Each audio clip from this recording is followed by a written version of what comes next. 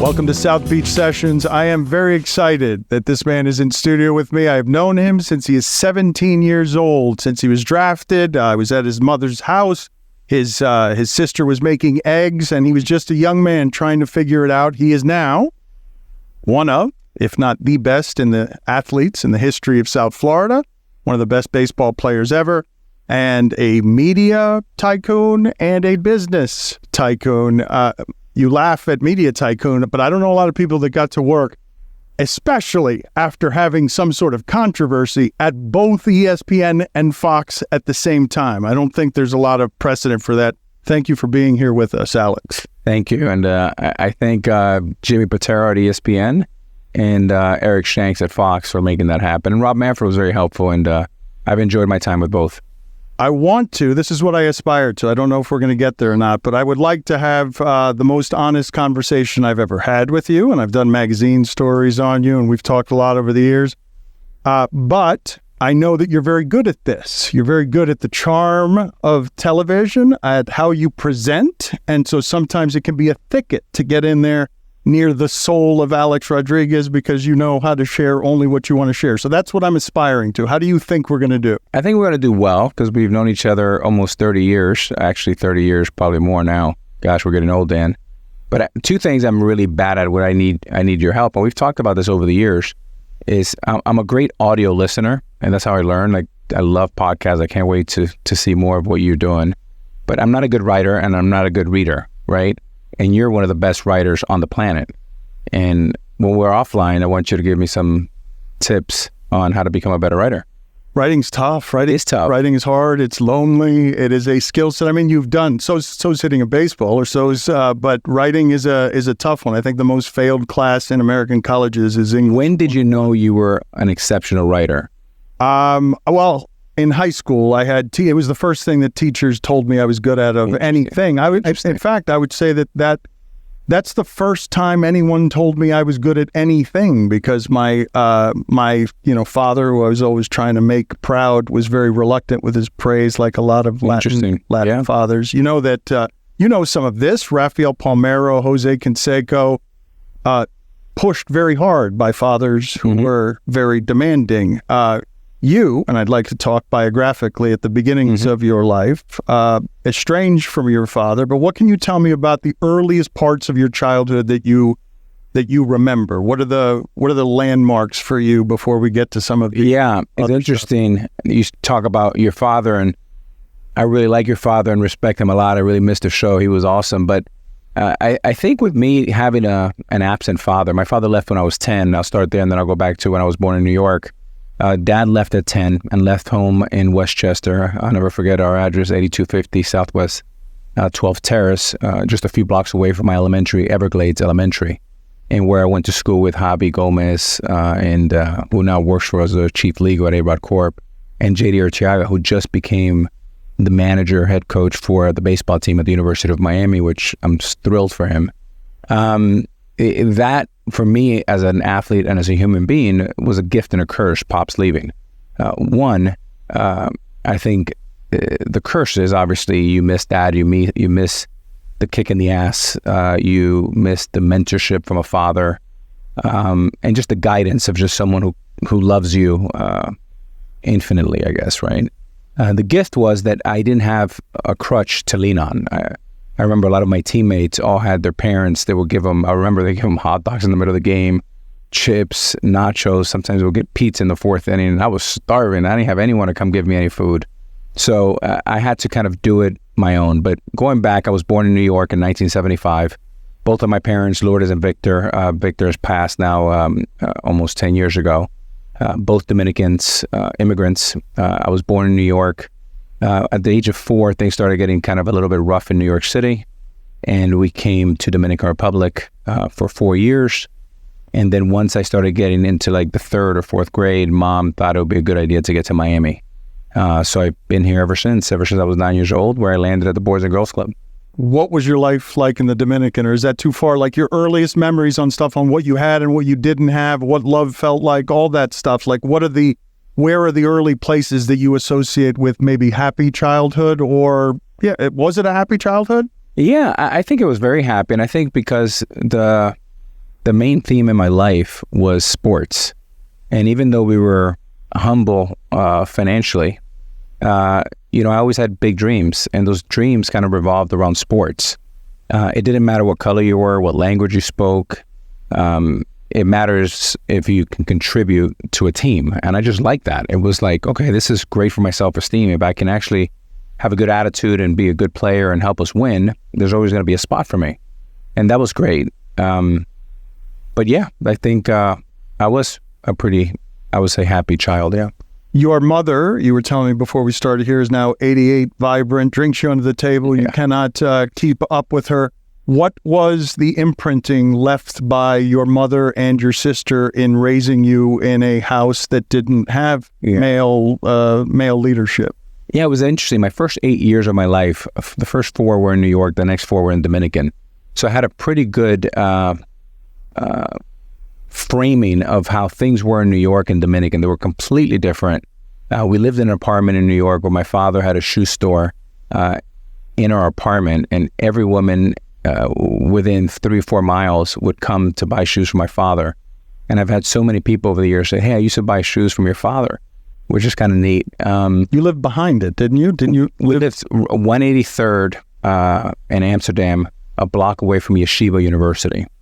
And, that's when kind of my dream started thinking. I had 2 dreams as a 10-year-old boy, as I used to watch the games after my father was done selling shoes all day. My dad would smoke 2 packs of cigarettes a day, Dan, and he would drink about 24 beers every day, and complete alcoholic. But I never saw him scream. I never heard him curse. I never heard him raise his voice. My mother, on the other hand, is where I got my grit and my toughness from. Chancleta. Big time. A quick story on my mom. Across the hallway from our apartment in New York, I was probably 4. I remember there was a big time drug dealer that lived right across who was tough as nails, and everybody feared him. And you did not want to get in the crosshairs with this gentleman. And he did something where they did something that was a little bit disrespectful to my sister. I don't think it was a huge deal, but it was probably like they intimidated her, or probably they raised their voice. And my mom gets home from work and she hears this at dinner, and around 9 o'clock at night, she goes banging on this guy's door. And now I'm thinking, I'm 4. I'm thinking we're all dead. I mean, this guy's going to come with a machine gun and just take us all out. And he goes, if I ever see you pointing at him, if I ever hear you talk to any one of my kids, especially my only daughter, you and I, mister, are going to have a problem. And I'm thinking, okay, we're dead. At least I have a father. My mom's dead. And he literally backed off and said, you know what, Mrs. Lourdes, apologies, my fault. It'll never happen again. And I'll give you one better. If anyone messes with your family, they're going to have to deal with me. So that was the start of my mom, having conviction and holding her ground. For those who don't know Spanish, when I said chancleta, and he said big time, I was talking about Hispanic mothers who throw flip-flops as a way of discipline. Did you need much discipline? Were you a good kid? Were you unruly? I was a good kid, Dan. And early on, now fast forward to when we were 12 and Dad left at 10, I remember going to Publix in Kendall, and the Publix is right there, 137th and around Miller. And I remember going, my mom at that time had 2 jobs. She was a secretary in the morning and served tables at night at Latin America, right in front of Tamiami. I think it was 97th Coral Way, and they had the best, bistec, empanizado. Oh my God, with rice and beans and maduros. It was incredible. And I remember going to Publix, and we were at the check-in line where we're paying, and I saw some funny money. And I go, wow, the only time I've seen that is like Monopoly. It was like red. And I said, Mommy, okay, so what is that? And she was embarrassed to tell me. And of course, it was government money, right? And it was at that time when I was 12 where I said, okay, you know what? I'm the youngest of 3, and I got to get my ass in gear because I got to help out Mom. And Mom was not a young mom. She was an elderly mom and was working way too hard. So that was the first time then that I had a little reality, talk about the gift and the curse of not having Dad around, that I knew I needed to be a good kid. And that meant 3 things. 1, I had to be a good student to be able to get a scholarship to Columbus or Westminster Christian. Number 2, I had to be a good player to contribute to earn that scholarship. And 3, I had to be a good kid so my friends' parents thought I was a good enough kid to have them around their kids, And that way I can get a ride home because I wasn't 16 yet and I didn't drive. So those are the things that started from that Publix event. When you talk about government money, I almost associate word association with money as almost smells like money, looks like money, makes money. Money was something important to you. I don't know whether it was validating to you at all. I do remember the specifics of Kevin Garnett signs the biggest contract in sports, $126 million, and you signed for exactly double that, not a penny less, exactly double the biggest contract in the history of sports. What is your relationship with money? Were there any insecurities there early on with money? Yeah, it's funny because I think that was a Scott Boras production. I didn't know at the time, but I'm sure the 2X above Kevin Garnett, the irony of the Minnesota Timberwolves, and the double, I'm sure that was a Scott Boras production. I never asked him, but I'm sure there's something there. You know, one of my favorite interviews, Dan, that I've ever seen, and I've always been a big fan of your writing first. I mean, people don't realize you're one of the best writers around because your media career has been so good and so, front and center with ESPN and others, was the interview you did with Pat Riley. And Pat Riley is a great friend and one of my great mentors who I have so much respect for. Pat and Chris Riley, both of them have been great to me over the years. And you said something to him about, like, don't let the fancy suits kid you. You're a New York street baller, right? A Schenectady tough guy. Like, yeah. He was, yes. It's all packaging, yeah. Armani packaging. I've been meaning to ask you actually this question. I'll let you finish in a second. But at one point I heard that you and he were the only two people anywhere to be found in either America or sports who can walk into any Armani place and take whatever they want without much issue in terms of your fame. Armani wanted you decked out in Armani. There is some truth to that. It wasn't exactly get whatever you want, but we had I think a massive discount, which we kept very quiet for a long time because Mr. Armani did not want that word to get out. So I'm very grateful for that. So my relationship with money, Dan, is one that one of my great passions in life is financial literacy. Because one of the things that I see a lot of my colleagues in sports and even acting and people in Hollywood, that is not their strong suit is financial literacy because they haven't spent a lot of time doing it. Just like writing or speaking, reps is paramount, right? And I knew that financial literacy was my way out of that funny money that I saw and witnessed when I was a 12-year-old boy at Publix. So I think at the beginning there was some imposter syndrome. Obviously, I didn't go to a fancy school. I don't have my MBA. Ironically, now I'm going to my 6th year of teaching the #1 class at Stanford Business School, which is called strategic pivoting, which is another story. But I think education is power. And I think a lot of times, I don't know where it comes from, but people try to code finances so much that they make it much harder than what it really is. I think baseball does the same thing with all these acronyms. And really, at the end of the day, instead of saying a 5 cap, I'm going to buy this 5 cap, this beautiful building we're in, instead of just saying it's a 5% return, right? So if you put $100, you need $5 back. It's so much easier. So one of the things that I want to do is really democratize investing. Financial literacy is the only way that we can really empower our future and ensure that we have a good life after sports. Strategic pivoting is what? What is the class? Yeah, I mean, you've done one, Dan. I mean, I've done one, right? I've gone from strategic pivoting from baseball, professional baseball, to media, to business. You've done it from being an employee at ESPN to now being a media mogul yourself, right? And working with John Skipper, and you have this great, I wish you would have came to me because I would have loved to invest with you.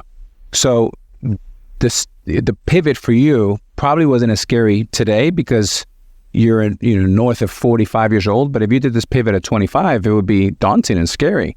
So a lot of kids that come from these great universities, they have so many options, and a lot of people are pivoting from politics to business, from business to education, from education to social work, and we teach them how to make that pivot, how to signal to the community why you're changing, because a lot of times we assume that everybody knows why Dan Le Batard went from ESPN to his own media company. You got to go out and signal to the community, this is why we're changing and why. So that way they don't make up their own mind or assume that something bad happened perhaps. And we kind of walk you through all those processes. You mentioned financial literacy. As an observer of you from afar, I have not asked you this, but I have always thought that you were somebody that, because you were so great at baseball and were not able to go to college, that you had a little bit of, I don't know if imposter syndrome is too strong, but an insecurity about, I want to put my name on the University of Miami and I want to donate big because I want people to know that I'm educated, that I'm not someone to be trifled with just because I had to go work on baseball and couldn't work on my studies. Like, how much of that is there? I think a lot. I think imposter syndrome is not too strong, Dan. I think, the two institutions that made an enormous impact in my life were the University of Miami and the Boys and Girls Club. And I sit on both boards at the national level. And part of why I wanted to give not only, a lot of people can write a check, but, the thousands of hours that I've put to give back to the Boys and Girls Club, including a board meeting for a couple hours this week. They raised you, right? The Boys and Girls, they saved you. One could say, saved might be too strong because you had love at home, but you found family there. Yeah, but at home, everybody was busy working, trying to pay the rent. The rent when we got here was $550. Our landlord was called Alberto, a Cuban man, very, very nice man. It was a 4-bedroom. He lived in one and we lived in the other 3 rooms. So a lot of my grit, my determination, my motivation comes from, I remember how it feels to not have the $550 to pay that rent every 30th day, the first of the month. So I think a lot of it came from that. Did you know when you were growing up exactly what you wanted? Because when I talk about the thicket that is getting closer to you, when you were younger, and I don't know how much this has changed over the years, but when you were younger, I feel like even when you were winning MVPs younger, that you were searching for how it is to behave as a professional icon so that people would like you, that you would ask Michael Jordan a bunch of questions about how do I do this? And he would tell you, touch writers on the knee, call them by their name. Like, you asked a ton of questions of people because you wanted to be perceived a certain way. I thought you were trying to find your voice, and sometimes that got you called a phony or whatever because people thought you were insincere because you were trying too hard to be liked. I think it's all accurate. Dan, I think therapy has completely changed my life. And I've been in therapy for 12 years now. I know you had an awful death in your family, which condolences to you and your entire family. I can't even imagine how that feels. And I know you've been dealing with a lot. I lost my therapist a couple of years ago and he died out of nowhere. He had a heart attack. And that was an enormous blow to me because he's been such a source for me. Dan, what happened was, a lot of people forget, you don't, of course, because you were there, but I was one of 3 people in the history of the game to be in the big leagues at the age of 18. Myself, Tony La Russa, and one other that I can't recall his name right now. And I was 18 years old. I looked like I was 28, but I had the emotional maturity of a 12-year-old. A boy. And while all I did was my 10,000 hours, like the outlier, in baseball, I fell behind emotionally. I fell behind with my education. And remember, I have this big vacancy because Pops left at the age of 10. And it wasn't to some of my trials and tribulations as I got older and dealing with Dr. David with some of these issues, unpacking what happened when I was 10, 11, 12 years old, and rewiring my brain that I did not need to search anymore. The big aha moment was, what God made in me was enough, whether you like it or not. And Dan, what I was doing, and you probably remember this because you knew me personally, and then you saw what I projected, and there was a delta there that was pretty big. And today, what you see here, we're just having the conversation the same. Like, I'm not changing, right? And that came through years and years of therapy. I don't know that there is, I do therapy as well. I've done a ton of it. I've had a lot of recent breakthroughs just because the pain has caused a great deal of growth, because sometimes you don't learn things until you're hurting. I don't know what led you to therapy, but I would imagine you wanting to be liked a whole lot and then having everything fall apart in front of people. I would imagine that didn't help, like everything that was happening to you publicly with steroids. But if I could have one thing that I'm always searching for in therapy that I know will make me happier, but I always struggle with is how I can be lighter on myself, how I could be more forgiving with myself. I struggle with that because I had a father who didn't do pleasure, and I was always trying to please him, and the little boy in me also didn't grow up very much because he was just trying to please a man who didn't do pleasure, and then I was never good enough. I just, in my own head, I'm never good enough. Makes total sense. Where are your breakthroughs that aren't too personal? Like some of the things, I don't know what led you there. I was presumptuous. When I got suspended in the year, I sat out the entire 2014 season, and about 15 of us got suspended. I was hoping that we all got the same suspension for around 50 games or so. And I ended up getting 162 an entire season. And while I was really, really, really bummed at that time, it was a blessing in disguise, because it was the first time since I was 15 years old when I walked into Westminster Christian as a rising sophomore, where Rich Hoffman looked at me and said, you're going to have a good year this year as a sophomore. Then you're going to go play in the junior Olympic teams as a rising junior, and you're going to be the number one junior in the country. And then the next year, you're going to be the number one pick as a senior. And then I literally looked at, as the pool was in my left and the baseball field was in front of me in Westminster Christian campus, I looked behind me and I go, Coach Hoffman, are you talking to me? I just got cut from Columbus where they didn't want me to play baseball. They wanted me to play basketball. And this is the number one school in Miami. Like, this is a powerhouse of all powerhouses. If he's telling you this is the amateur coach in our region who you'd most want to hear it from. This is Duke basketball, and this is Coach K talking to me if you're playing basketball, right? And it meant so much to me. And again, that was 5 years after Dad left me at the age of 10. And I'm saying, okay, if Coach Hoffman believes in me, kind of like your teacher told you that you were a great writer in high school, I said, okay, those words sound good to me, and I'm going to do everything in my power from now on to make sure that you're right. And that was one of the biggest breakthrough.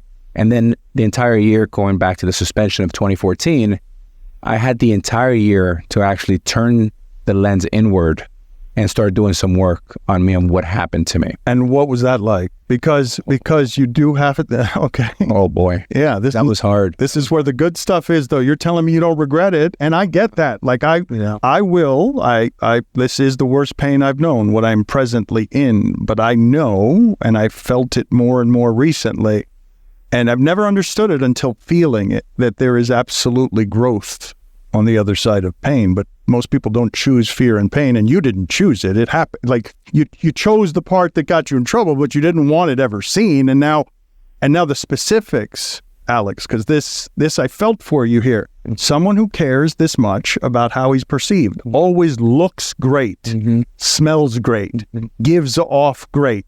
Now publicly it unravels, and now you're left with the shame of that. So how long were you in this space, and how long was it before you arrived at something that felt like, I'm grateful for that?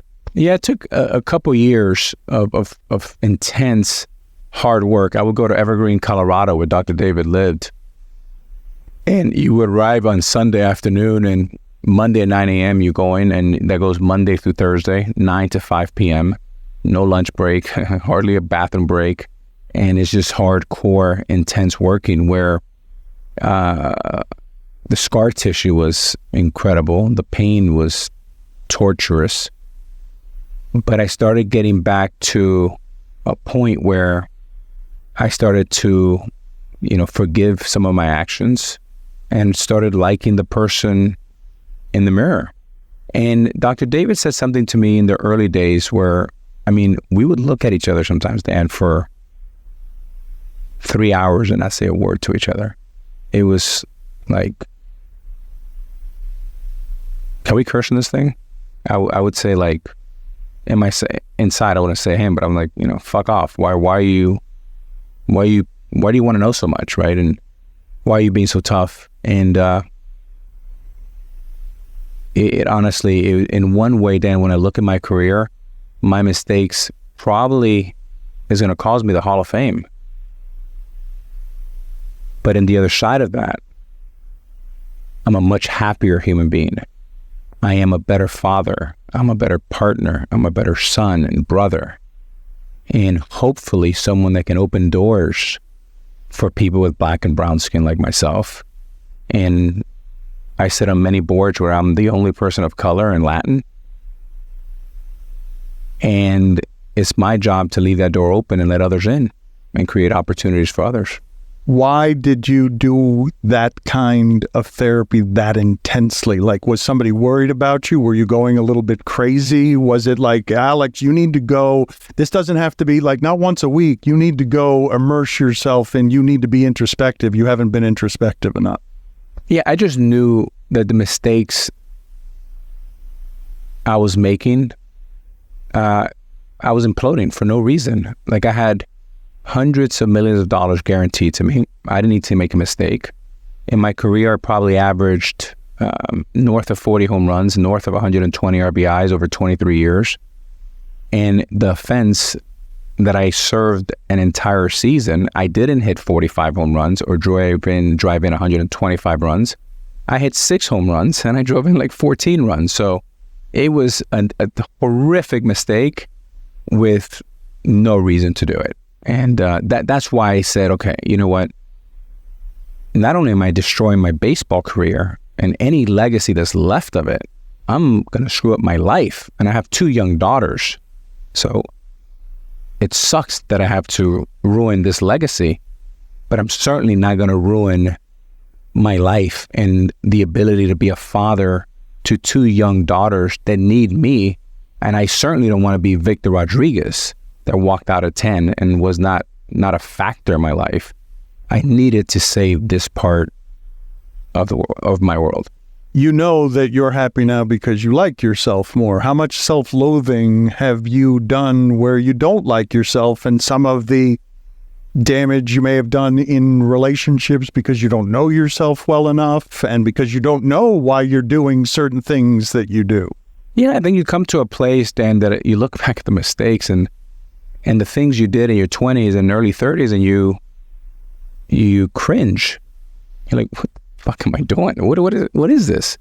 And you know, you go through so much temptation, though, Alex. Like, how's a boy going to get all the things that you got and not fall into all manner of holes if you're arriving at the major leagues as a boy? Yeah. I mean, I think part of the therapy was kind of unpacking all of that and searching. And then you come to a conclusion like, I'm trying to be something that I'm not, and people don't like me anyways. I might as well be exactly who I am, and people are not going to like you anyways. So it's one of those things that you get with age, and you do get some wisdom. And then I think about my grandma, who's passed now over 15, 20 years ago, and all the little things she told me. You know what? She's undefeated. She's never been wrong. All these things, like little things, like wisdoms. Yeah, like, if it hasn't happened by midnight, it's probably not going to happen. Get your butt home. All these little things, it's just wisdom is incredible. What have you learned about love in all of its forms, with your family, with your children, with relationships, friendships? I think love is so important, and love is patience is key. There's no form of love, and we were talking about love and grief and missing, that can compare to the love that I feel for my daughters. Now I understand why my mother feels the way she does about me and my 2 siblings. But I think the biggest thing, Dan, when I wake up in the mornings now, I have 2 prayers. One is to make the ego smaller and to enhance self-awareness. And those are the 2 things. You've really done some learning, dude. That got me in a lot of trouble, right? My ego was a bit out of control and sometimes very out of control. And then my self-awareness was like at 0. But you needed ego too. Like you're in a competitive world. Like your ego gets fed, it gets rewarded. Like right. Ego brought you great things, but not happiness. Right. And look, I mean, pre and post suspension, when I think about happiness, they're completely different. And then, you know, man, it was never like I mistreated people. It was never, I wasn't like driving around in Ferraris and trying to be that guy, but it's just subtle things that the ego gets a little bit out of control. And before my suspension, I looked at winning as, you know, big contracts, you know, maybe have a nice car, home runs, you know, winning championships. And when I think about how winning looks post my suspension, it's being a present father. is being a good partner, is creating opportunities, is paying it forward to the University of Miami and the Boys and Girls Club. But never did I think that at the age of 48, I'll be mentoring over 50 athletes. And today, Dan, we can all get to each other so quickly, whether it's through Twitter or Instagram or LinkedIn or someone that you have in common, they'll email you.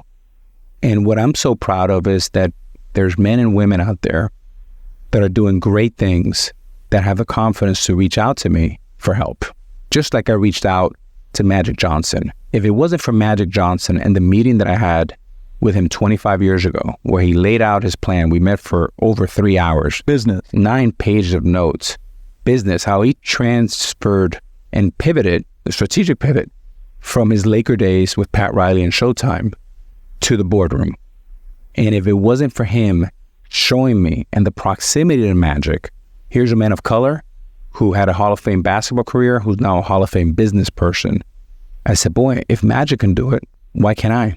Is there anything in there when you say I wince now looking back, or I cringe looking back?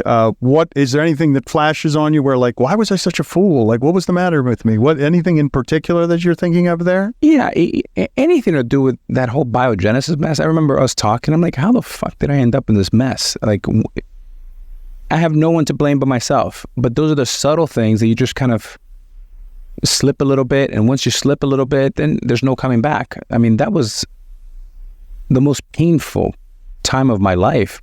Humiliation, embarrassment, letting people down, starting with my mother and my daughters and my brother and my sister. I'm like, what am I doing? And you have to surround yourself with great people. And you are an average of the 5 people you surround yourself with. So as I think about my life today, I mean, my circle is so tight and you just can't get in it. And when you see the great ones, the Pat Rileys, the Jordans, the John Woodens, Coach K, whoever, they have a very, very tight circle. Who helped you the most when you were in the most pain? Dr. David. How about loved ones? My daughters, I would say Cynthia, who is the mother of my kids. We were together for 13 years. I was married to her for 5. Cynthia has a background in psychology, has a master's in it. And she's still my greatest friend and biggest supporter, and I am hers. And I always thought you guys had you had a super supportive relationship in and out of, like, like I can't even imagine the stress test that whole experience was for her, as she knew you when she knew you before all the child, yeah. Like she in fact, as I recall, and forgive me if I'm overstepping here because I don't know what the relationship was, but I do feel like she was taking care of you in a lot of ways. Like, just that you were not yet grown up. You had to concentrate on being great. And she was just, from afar, super supportive of what it is you were building. It was funny because we were together in our early 20s. And I just, looking back at now, we're way better friends than we were a married couple. And I wouldn't say it was anything like really bad that happened. It's just, we were better friends, and we made a decision to be co-parents and good friends and give an opportunity for us to meet somebody else. And now she's met an incredible guy, Angel, also Dominican. They have a young daughter, Cammy, who's 7. And we're all like the Brady Bunch. We travel together. We spend holidays together, and it's just a beautiful thing. And I wish other, broken couples that are co-parents can have this type of cohesiveness, right? And then when I look at my life, it's like an oxymoron, right? There's so many things that I've done poorly. And then there's other things that I look at, with my relationship with the community, giving back to the Boys and Girls Club, University of Miami. I've been on that board when Donna Shalala put me there almost 20 years ago. And the father that I am today is just weird and is strange. There's a lot to unpack. You also don't want to be the dad you had, right? No, that was my number one motivation. Sometimes the best examples is seeing someone that you want to do exact opposite of what he's done. Because of the damage was done there? Like Yeah. But what do you think of when you think of, I don't want to be those things? Beyond being present or not getting the 24 beers and 2 packs of cigarettes a day, like, what are the things that you're proudest of making sure I am not going to be that, because that left scars on me I would not want to leave on anybody? Yeah, there was some I would say there was a few things that my dad did well that I learned from. I mean, we do have commonalities around baseball and business. He was really good with numbers. He always wore a suit and tie to sell shoes. I see myself with some of the characteristics that I admired about him. But I'm now convinced at the age of 48, father of 2 daughters, one who's a freshman in the musical theater program at the University of Michigan, who's thrilled to be there, and my sophomore Ella, who's at Gulliver, right? And I'm not sure, Dan, and I'm going to present the question back to you, is I am now convinced that it is almost impossible to maximize your potential as a human being without a present father and without intense therapy. Because I was lost without one, and I kind of found my way with Dr. David. What are your thoughts, sir? I mean, that's super interesting, right? I turned my bosses into father figures, trying to get how do I please this person? Like I would say it's part of why it is that I became successful, because I was trying to reach a bar that was never going to be reached with my father in a way that was going to feel like pleasure to me. And so I would try to please bosses. But my father was sumamente present, but my mother was sort of propping up my father. My father went to work and came home, and she propped up the idea of, we have this figure in our house who is the one to be followed, because that's pretty Latin. It's pretty stereotypically Latin. And she helped create for me something to try and please. But what led me to therapy, like this one was a bit of a mind bleep. My father over the years has had a couple of a couple of things that have happened, one of which many years ago, this is the first time I ended up in therapy. My father had a breakdown, and when he was on a cruise, I'll tell you when he had the breakdown. So he has the breakdown. He loses his job at 57. He's been, in his past, he was rejected by his own mother. The losing of the job comes in at 57. Work is all that matters in our lives comes in one day, and all of the stuff that was on his desk is in a garbage can. You're done. Whatever your identity is or was, out of here. He has a breakdown. We're going to visit him at a place where there are, human beings clucking like chickens and stuff. And as we get there, my mother passes out in his arms. And right then, me as a Hispanic, I'm going to say boy, but I was early 30s, but I'm not grown up yet. I'm like, oh, I gotta go look at some things. Like, I haven't grown up. And so both of those things were helpful to me, but I didn't get to those places. I had to do all sorts of things before I got there, and I had to be pushed into it. Like, I don't know if I would have ever chosen therapy on my own if I was just sort of skipping through life blissfully ignorant. I don't know if you would have chosen it if you'd simply kept hitting home runs and there was no shame, and you might not have ever gotten to happier. You might have gotten to the Hall of Fame with nobody knowing anything about anything, but the learning would have been lost in it, because I don't know that you would have. I don't know how many people choose betterment just for the hell of it when they've already arrived at what they think success looks like. No, that's good. I mean, that's why one of my favorite books is Good as the Enemy of Great, right? Is From Good to Great. And the first line in the book is good is the enemy of great. And I do believe that. And I think the irony about therapy is that when you have an inflated ego and you have very little self-awareness, you have what is called the blind spot. And the blind spot does not allow you to think that you actually need help, because the ego is it's like the sun brights too bright on you. And when you don't have self-awareness, you have very little vision, this peripheral that can help you. So that's why you need really, really great people around you to say, hey, buddy, you know what? You do need help. And when I think about as a kid, I believe that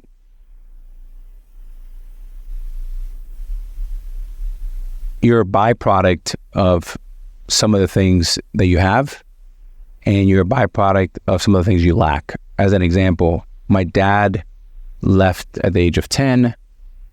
therefore, for whatever reason, I gravitated to powerful men that were older. And from age 10 to 25, I had 3 coaches, which is crazy. I had Gallo, Eddie Rodriguez, the Boys and Girls Club. He's been there now for over 40 years. And all the players, Tardeville, they all went through there, Palmero, Canseco. Then he handed me over at 15 to Coach Hoffman. And then Coach Hoffman handed me to Lou Piniella to the age of 25 until I left for Texas. And then in the business community, I've had mentors like Magic Johnson and Pat Riley and Warren Buffett. But that's always been a common theme for me, to have this kind of really good people to help me, educate. If I were to ask you, when and how do the girls, your daughters, move you the most? Like, what are the instances in which A-Rod will be made a blubbering mess because he's just filled with love and gratitude because because his daughters give him the greatest feelings known to man that are the closest thing to God someone can feel on earth if one doesn't believe in God? Well, I think I do believe in God, and even though I'm not very religious, I'm spiritual, and I obviously keep that private with my own involvement. I think my daughters just I think just when I see them, even though they grew up much differently than I grew up, obviously with a lot of blessings, that they are, both their feet are grounded, that we've done this thing that we started in COVID called our Breakfast Club on Sundays, which is from 8:30 to 10, 90 minutes, no phones, no iPads, just old school conversation. Same thing at dinner every night, one conversation, and practicing listening, empathy, compassion, listening more than you talk. And then obviously anything that they accomplish, not so much but just the way you treat people and the way they comport themselves. I mean, to me, that's when I'll for sure I'm the proudest. I can't even think about it. I mean, my daughter just graduated from Ransom last year, and it was a hot mess. And then I dropped her off, Dan, in Ann Arbor, and I'm dropping her off in her dorm room. Now remember, I never went to college, and I'm helping her unpack and have insecurities about never gone to college. So now the daughter you raised, the daughter fucked up Alex raised, is now walking into Ann Arbor, one of the greatest colleges and institutions. She's a musical theater program. And Dan, I've never done laundry in my life. I'm in the dorm room folding things, putting it in the washing machine, which I'm ashamed to say I've never done that, or dryer. And it was just so much fun. I posted it on Instagram and had a lot of fun with it. And then I have Ella, which makes me think, boy, I only have 3 years before she goes out into the world. And I mean, she already thinks Dad is very, very uncool and not funny. When they used to think Dad was funny and all my jokes would land, they don't even look up at me anymore. What was it like? I had this conversation with Marcellus Wiley recently about how he looked into the eyes of his children and he thought he could be better for them. And you mentioned something about whatever the shame felt like around your family. Mm-hmm.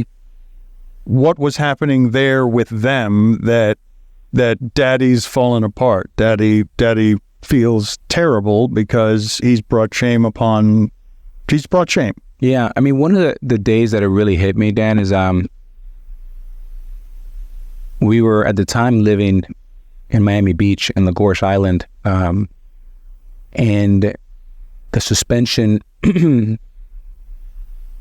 just went public, like $5. That's a $5 fine. For? That's $10. That coughing in the microphone. We have a we have a fine system. I don't know if you still carry cash or not, or everything's caught. I don't, but I'm used to fines, so I can pay it. So the couple days before, they had just announced my suspension for 162 games. And it was myself, my 2 daughters, and Denise, who's helped me raise my daughters, and Cynthia as our nanny for 15 years. She's an incredible woman. She's part of our family from Jamaica. Den, we call her. And I remember waking up before them. I was having a little coffee, and I usually have the New York Times, the Herald, Post, Wall Street Journal. I have all the papers set up at my breakfast table. And then TV, I usually watch CNBC.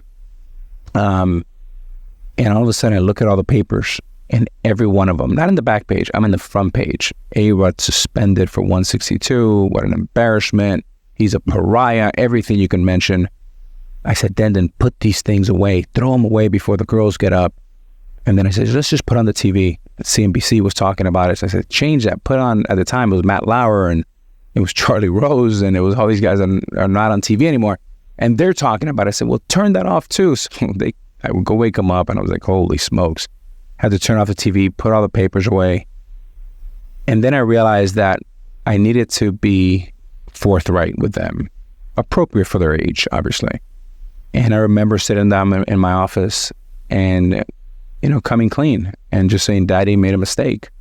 And when you make mistakes, there's consequences. And I'm serving the longest suspension in Major League Baseball history for PED use. And Cynthia was with me. And I said, Cynthia, I'm going to probably break down somewhere in the third inning of this conversation. Do you mind if I hand it over to you? And then I'll close. And that was going to be Mariano, right? The starter and the closer. I needed the middle inning. Right. And sure enough, in the bottom of the first inning, I start breaking down. Cynthia takes over. And I said, Cynthia, they're going to be listening to me, but they're going to be looking at you. And we need to be aligned here because I need your help. I need your support here. And the reason why I thought, Dan, that was so important, and this came from Dr. David, he said, you've been bullshitted your whole life. And you have to stop that cycle. You have to be forthright with your daughters.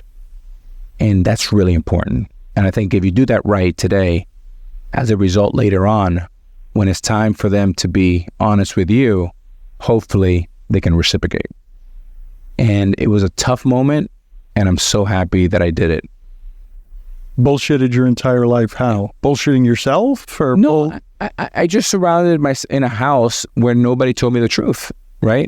Part of it was because they probably didn't want to put the weight on me that we didn't have the rent money that was due in 3 days, or that my father wasn't the hero that I thought he was, or, my brother and sister probably faking it till they made it.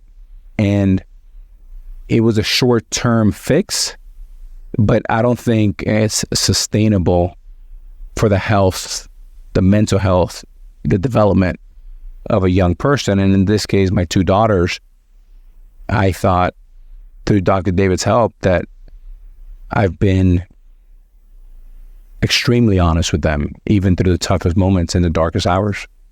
I will move on to other subject matter, but is there a feeling that you think of that represents rock bottom more than that one? Because you painted a pretty vivid picture of sort of running around your house trying to hide things from your children. Is there anything that you look at in there and that compares to that? And the reason I ask you the question about what rock bottom looks like is because I want to also talk about what the ascent looks like and the other things learned in there. Because if the gift is that you're happier and you love yourself more and you're self-confident, then you'd almost go back and choose it if you can do it in some ways. Like if you're grateful for it, you know what I mean? Like that if there's no other way to learn some of the things that needed to be learned other than suffering the maximum pain, they're worth learning. In a weird, I don't think, Dan, I would draw it up this way. And it's been 9, almost 10 years since my suspension, but I think a decade removed from that, and all the work that I did a little before that, and to this day with my therapy, I think I've done a pretty decent job of learning some very painful lessons and then applying them over the last 10 years. And I'm very, very proud of that. I'm also proud of how I fathered my girls, my relationship with Cynthia. I have an incredible partner in my life who we've been dating for over a year now. Her name is Jack. She's a former nurse and is now in the world of, health and wellness. She has 2 daughters. We have over 500 people that work at A-Rod Corp, own a professional NBA team. I mean, I'm living the American dream, Dan. I come from the very bottom, and it's just remarkable. And I really think that none of this happens without me falling on my face and having those dark days. It's a hell of a strategic pivot, though, because there aren't a lot of stories in the history of American media or athletics where you can go from famous to infamous to then you're still employable and you're still someone that people want to be associated with, that the pariah stuff is temporary, that it fades. Well, I think it's a lesson for hopefully a lot of people that are listening, right? That you don't have to be defined by your biggest mistakes. I mean, how you come back matters too. And I would actually say how you come back is most important, and not to give up. I mean, you're talking about a guy that we talked about, the resiliency of a guy like Pat Riley. I'm a pretty resilient guy too, and pretty gritty. But I got to tell you, in my darkest hour, I mean, there were many times that I thought about tapping out. Oh, really? And giving up. And I never thought that the word give up would be anywhere near synonymous with me.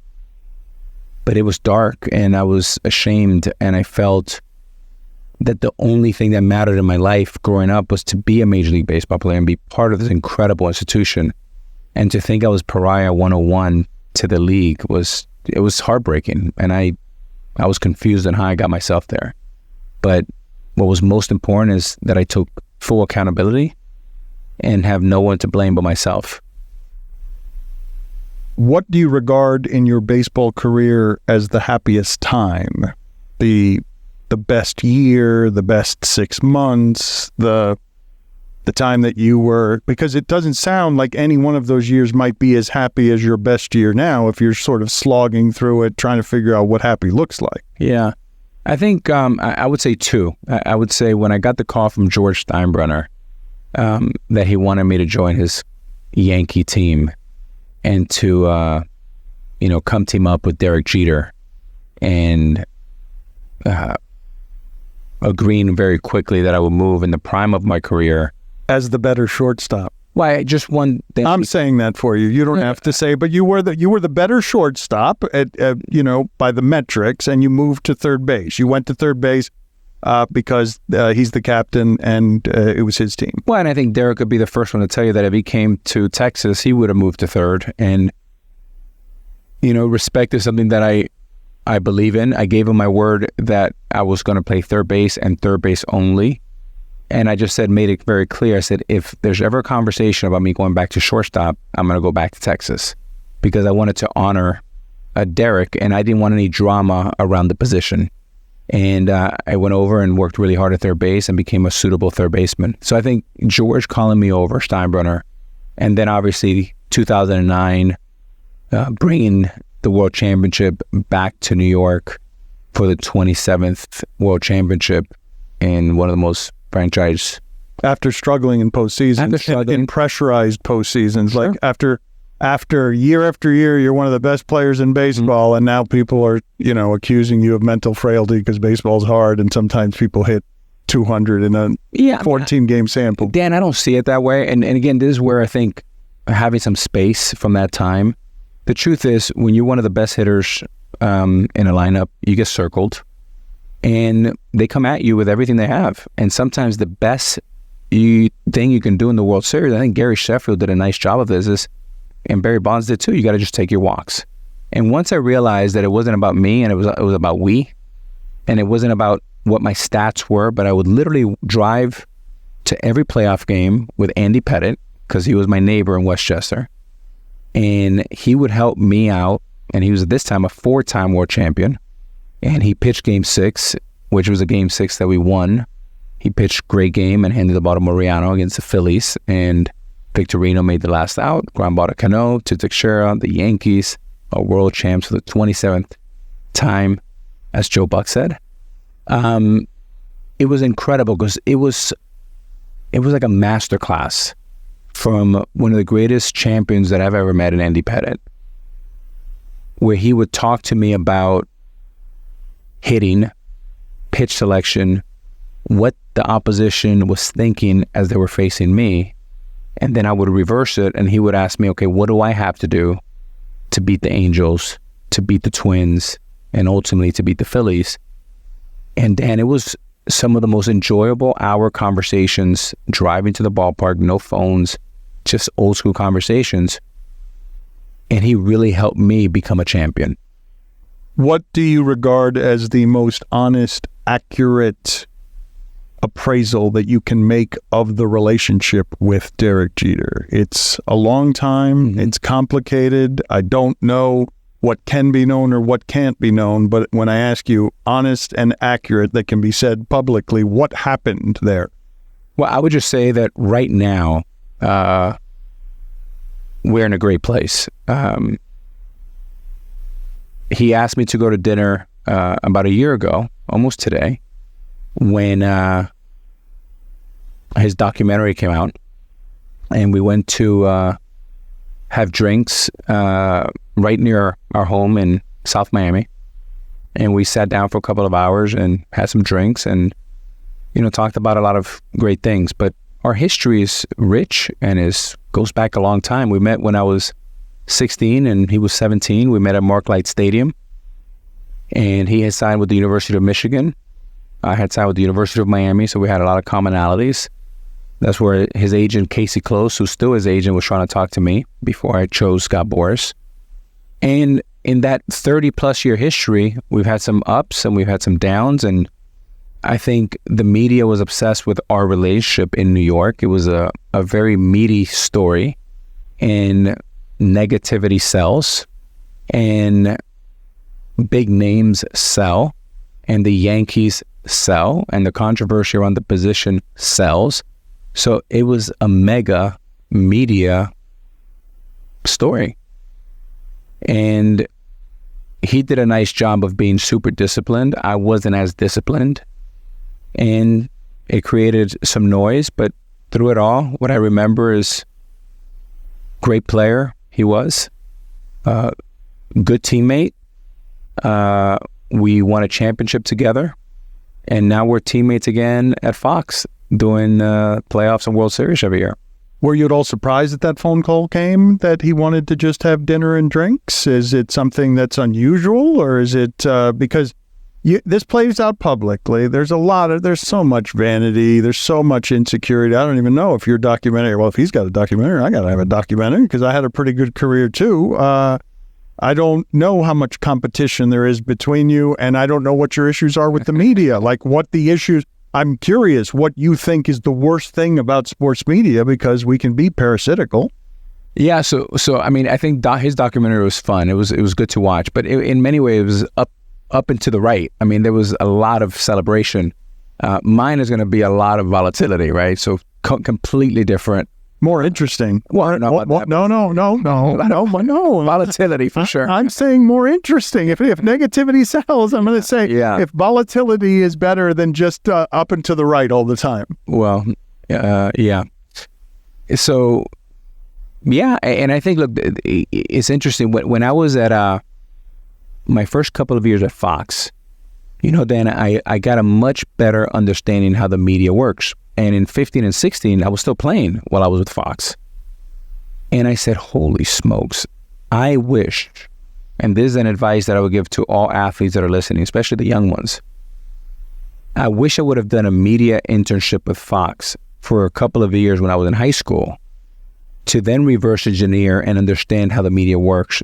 I played because I was an infant when it came to dealing with the media. I just came out of Westminster Christian. A few months later, after my high school prom, I was at Fenway Park as an 18-year-old when I should have been a freshman at the University of Miami playing quarterback and shortstop. I was facing Roger Clemens, completely over my skis. My knees were shaking. It was the first time I saw an upper deck. I mean, we had 400 people at Westminster max, right? So it was a lot of growth. It was like turbocharged, and I just was not ready for that. I don't know if any 18-year-old could be ready for that. Maybe LeBron. I mean, he did a great job. Kobe. These are all guys that I'm friends with. Tiger Woods came out early. But I think all of us that came out early, there is one common theme. We had some ups and we've had some downs. What came with money that you weren't expecting? Freedom, eyeballs, jealousy, anxiety. Yeah. Why anxiety? Well, anxiety because, again, from the age of 10 to 17, when I became a millionaire and the Mariners made me the number one pick in the country, and my mother and my sister Susie negotiated a $1.35 million contract, I didn't have lessons in life on how to distribute, how to help out my family, who gets what to save, what to spend, what to invest in. This was new territory for me. I was training to be a baseball player, and I was barely keeping up with that. If you think about it, most people, if they're lucky enough to make $1 million, usually it happens with a college degree, after marriage, kids, maturity, and usually you're in the other side of 40. Here I am at 17 with, here's $1 million, here's fame, here's expectations, and then you got to go deal with it. Jealousy, what did that bring? What does that look like? Like what is happening that is making you feel that jealousy goes before anxiety on something that money brought? I just think, the higher you go on the flagpole, the more people are taking a look at your back end, right? And there's more chatter, there's more conversation. You have to be, careful, spend, a little bit more low key. Things that you're not prepped for it. And when you saw it. You came to be a star very early on, and you have a much different perspective today than when you were in your... Oh, I didn't know anything. No, I didn't know anything. We're going and learning at the same time, right? And we're trying to do the best we can. And generally, we're good people. And what you're doing, though, requires your obsessive, compulsive attention in a way that sort of so lopsided that other parts of you atrophy. I don't even know how functioning and balanced a human being you can be and great at sports the way that it took as much work as it did to be as great as you were at that sport. 100%. The obsession has to be like, off the charts. And usually when you look at the great ones that have done great things, you have to be obsessive. You have to work on it 24/7. You're thinking about it. It affects your sleep. You got to wake up and work out. You got to keep producing. It's just this whole thing about work balance. I've never seen one at the highest level be really good at that too. Maybe that comes later on in life, but I remember my conversation with Kobe, conversation with Tiger, Jordan, Magic, LeBron. We've all had this drive that in many ways is probably not the healthiest approach.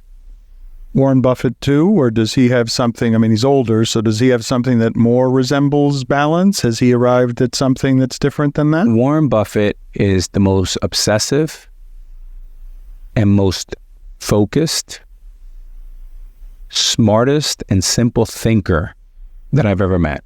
He's a perfect example, with Warren Buffett, he's a perfect example of, the most obsessive, relentless, focused, unwavering conviction to what he wanted to do.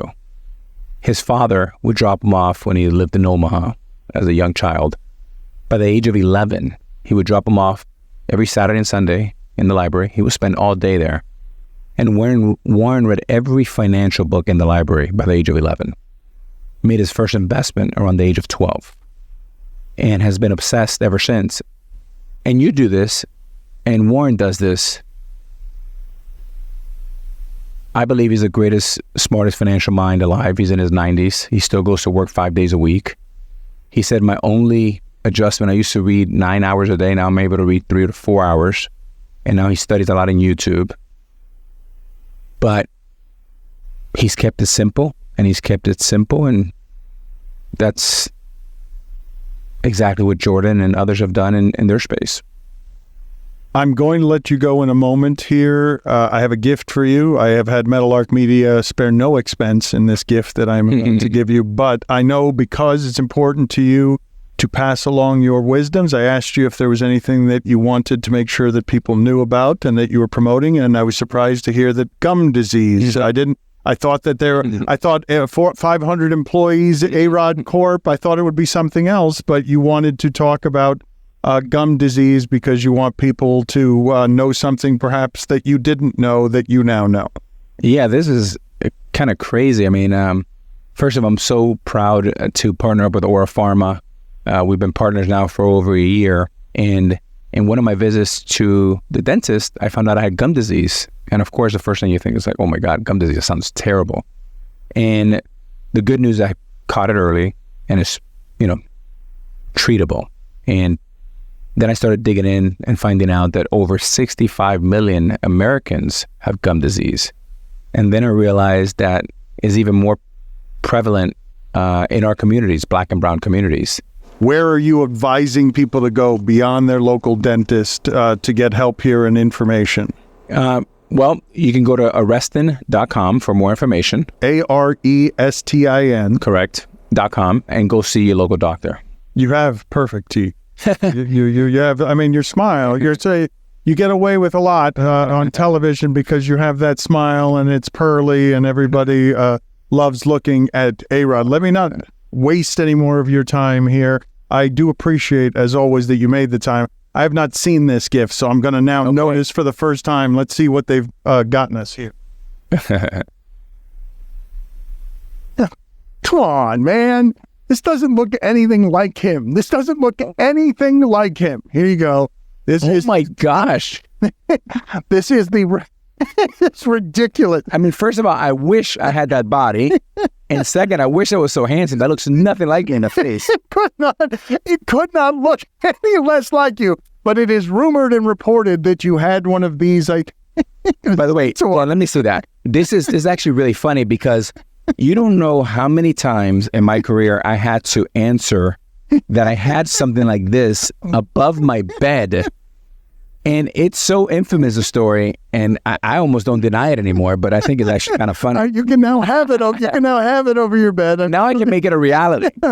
Alex, it really has been a joy to watch your growth almost as much as it has been to watch your play. It's very cool to see you feeling this confident for real. I don't want to ask you whether you care what others think anymore, but it seems like you're caring a hell of a lot less what others think. Thank you. I mean, I think even more important than confidence, I think I'm in a happy place and I'm content where my life is, and really excited to continue to give back and continue to help people in need. That's really one of my greatest passions, and continue to talk about financial literacy across, especially our community and minority communities that need a lot of help.